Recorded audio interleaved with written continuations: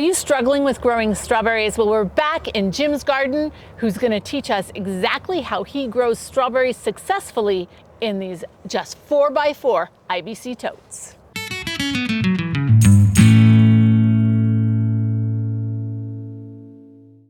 Hey, Provident Gardeners, welcome back to Jim's Garden. I'm always so excited when we get to come and spend some time and I get to learn from Jim. Now, sometimes I really struggle with growing my strawberries. So I'd love to know how you're doing it. Teach us. The main thing to do is start with good starts. Your strawberries will only be as good as the heritage that they bring. I paid money for these and brought them in. I brought in the June bears that are here on the right. They do all their bearing in a few weeks in or around June, and then they're done for the season.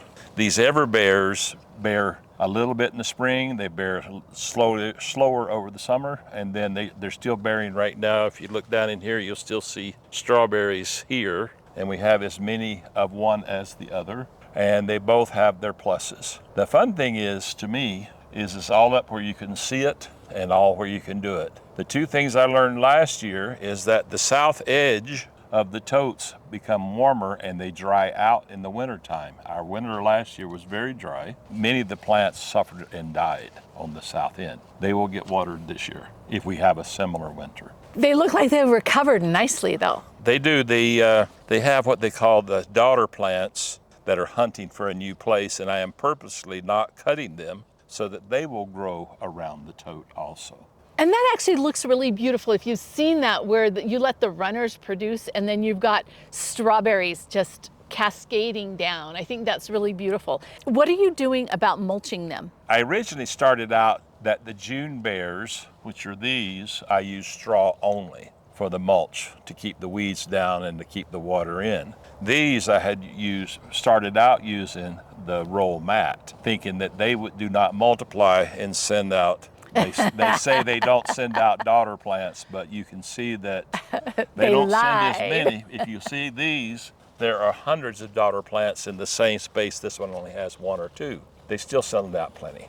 And that's how we got these back full now. As you plant, you just put the seeds, the roots of the daughter plant in, and it takes off and makes a plant. And it will produce, the everbears will produce later that season.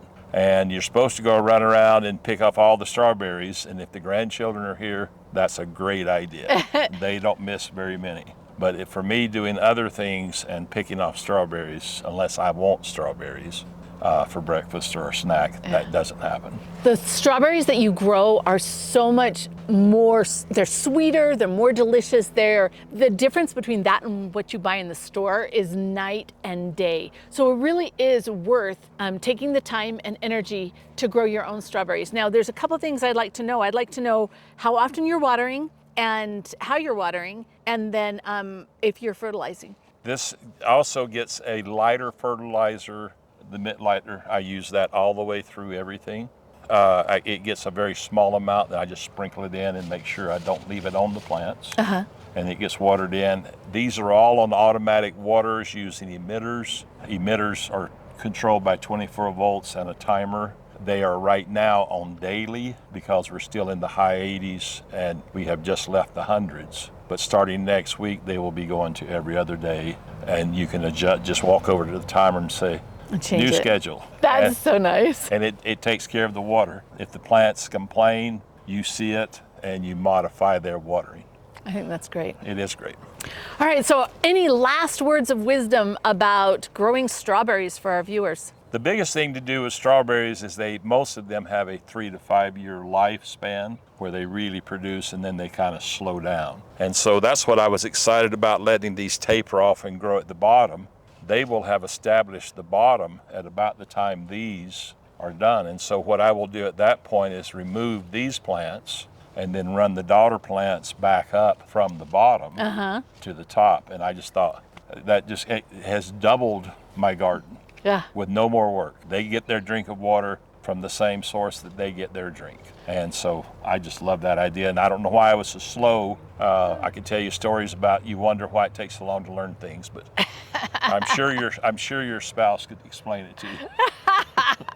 Jim, thank you so much for letting us join you again in your garden. I appreciate that so much. In my garden, I still do what my father-in-law Paul taught me. And it's kind of sad because he's like, every year you pull out the grandmas and you get rid of the grandmas because they're of no use and no value anymore. Well, I'm here to tell you that this grandma is still useful and I still have value. So we're not going to throw away the grandma. Anyway, thank you so much for joining us in Jim's garden. And don't be afraid to get a little bit of dirt under your fingernails and turn that dirt into dinner or perhaps fresh strawberry pie.